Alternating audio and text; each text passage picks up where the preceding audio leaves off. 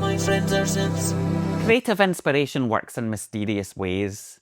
No sooner had I finished recording my recent video where I was talking about creative cycles and about how I wasn't currently interested in making any new music at all, then I suddenly felt very motivated indeed to start doing just that. The dams which had been hitherto sealed so tightly thus spontaneously burst open with violence, and my mind began to race with all of these musical possibilities. As a result, I ended up putting together some real banging Eki style rave tunes on the Octatrack and also my M8. The kind of up-tempo energy that I've been leaning into for my new album, which by the way you should definitely pre-order a copy of. There's a link in the description and perhaps on screen right now depending on my editing skills. However, I also felt a pretty strong urge to go in the completely opposite direction to all of that bonkers tripped out electronica. Instead, experimenting with tracks that, are a bit more fuzzy, spacey and psychedelic. The kind of thing where the guitar and vocals end up just completely washed away with undulating waves of modulated reverb. Now, it had been quite some time since I had played any guitar at all, which meant that a restringing was in order, but I thought that I had the perfect candidate. An old Japanese Matsumoku Commodore guitar from the 60s that I'd bought back in 2019.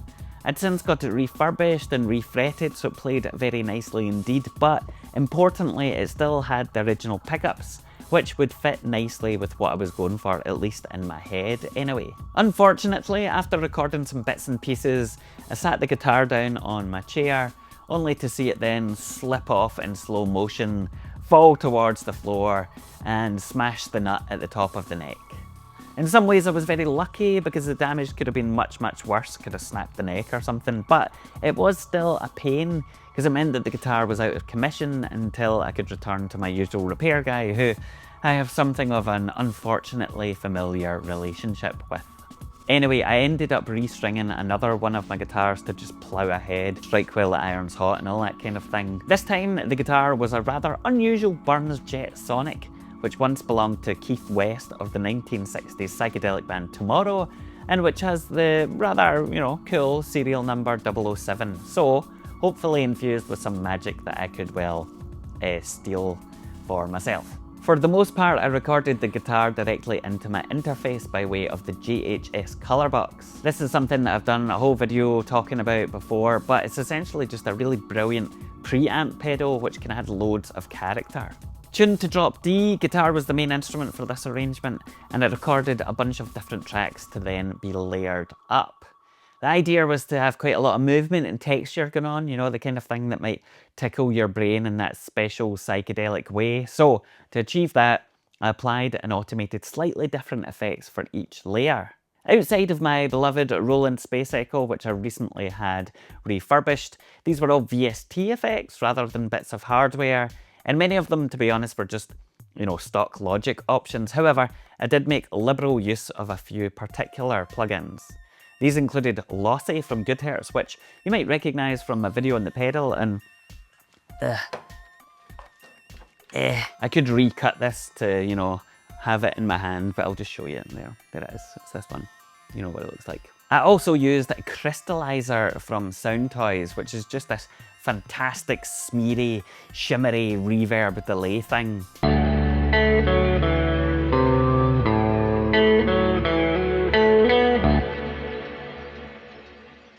A special mention also has to go to this rather bizarre multi-delay called the Dream Eater from Freak Show Industries. They make some of my all-time favourite experimental weirdo VSTs, and overall just seem like a really cool company, so I would definitely recommend looking them up if you haven't come across them before. Underpinning all of the swirly nonsense was some drums. These were sequenced originally on the polyend play, with the individual stems then exported and rearranged within Logic.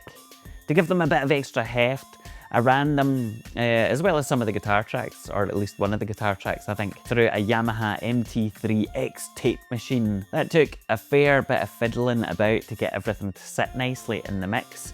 And to be honest, I ended up just using the Yamaha's preamps as a kind of pass-through rather than the tape audio itself, because it just worked much better, but it definitely added something. So I guess it was worth the hassle, probably.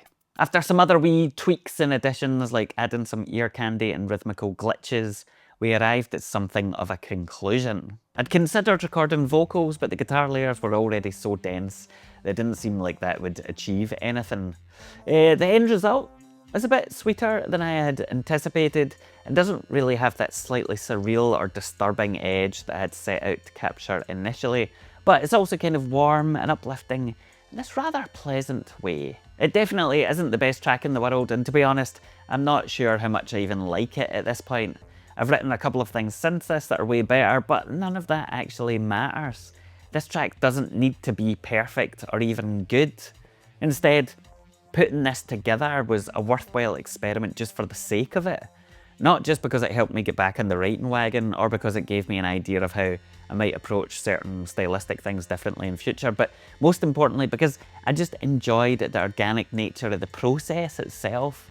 And that seems like something that is worth sharing. Doing this kind of hands-on exploration feels even more poignant at a time where there is so much emphasis on AI-powered or assisted music production, but that's probably a conversation for another day. For now, here's the full thing. Make of it what you will.